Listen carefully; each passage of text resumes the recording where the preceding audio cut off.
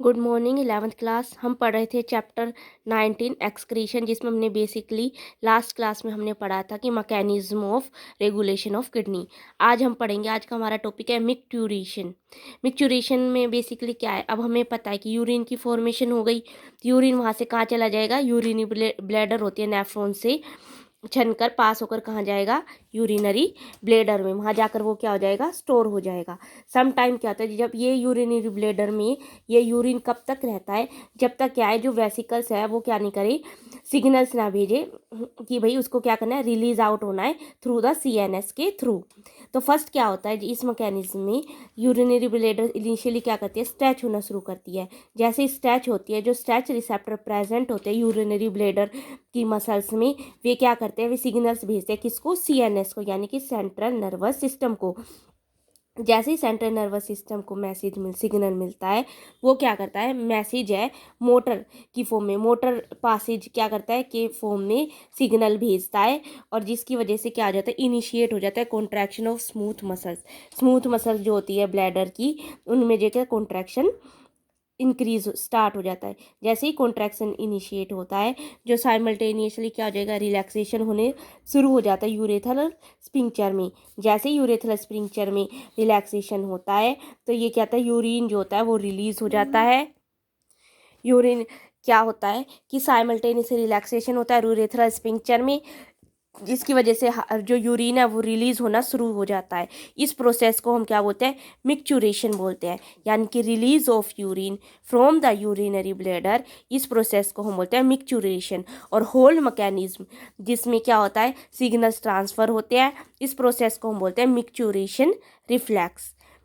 ठीक है, नेक्स्ट हम आप दोबारा से इसको देख लेते हैं। मिक्चुरेशन में बेसिकली कहता है यूरिन फॉर्मेशन होगी, नेफ्रॉन से कहाँ पर आ गया, यूरिनरी ब्लेडर में आ गया, वहाँ पर वो स्टोर हुआ। वो कब तक स्टोर होएगा, जब तक क्या आएगा, सेंट्रल नर्वस सिस्टम से सिग्नल नहीं आ जाए उसको रिलीज होने का।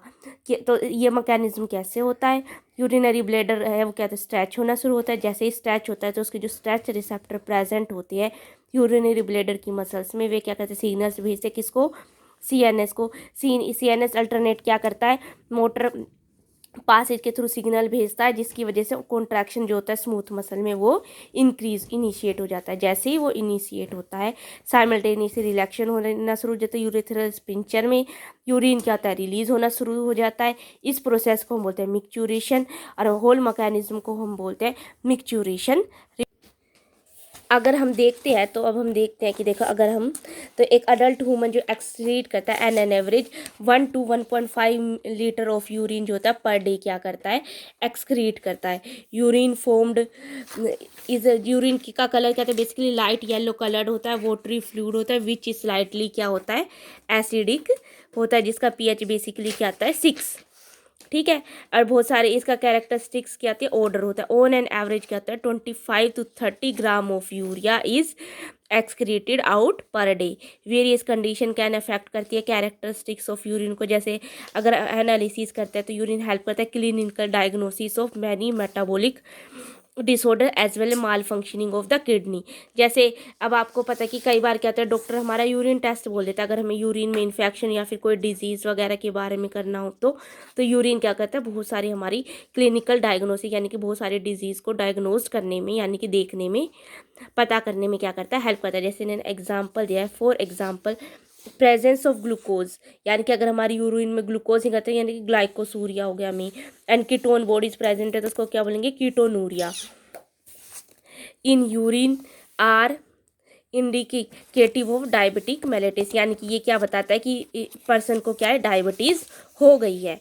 नेक्स्ट क्या है हमारा topic, role of other organs in excretion. अब हमें पता है कि किडनी का रोल होता है, पर इसके अलावा हमें पता है कि जो एक्सक्रीशन होता है, अब हमें पता है कि जो किडनी है, उसके अलावा लंग्स है, लीवर और स्किन है, वे भी क्या करते हैं, हमारे एलिमिनेशन में हेल्प करते हैं एक्सक्रीटरी वेस्ट को। लाइक लंग्स है, वो कैसे एक्सक्रीट करते हैं, रिमूव करते हैं कार्बन डाइऑक्साइड को।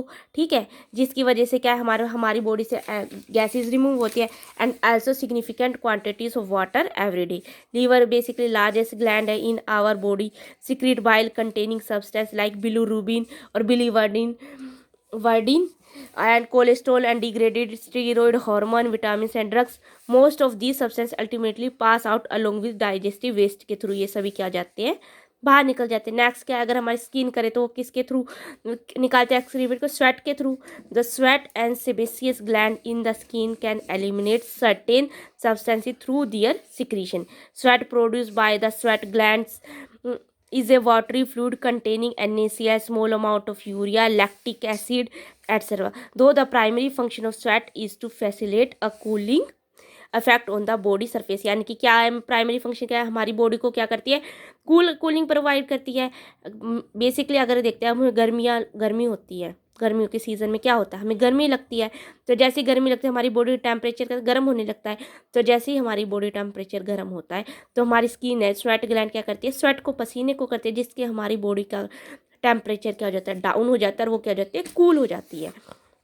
इसलिए क्या, जो प्राइमरी फंक्शन क्या होता है हमारे स्वेट ग्लैंड का, cooling effect on the body surface. इसके अलावा क्या कहते हैं, रिमूव कर देती है some of the waste mention above. जो इसके अलावा ये जो वेस्ट निकलता है उनको भी क्या कर देती है, रिमूव कर देती है. इसके अलावा सेबेसियस ग्लैंड एलिमिनेट करती है सर्टेन सबसे like sterol, hydrocarbon waxes through, sebum के थ्रू.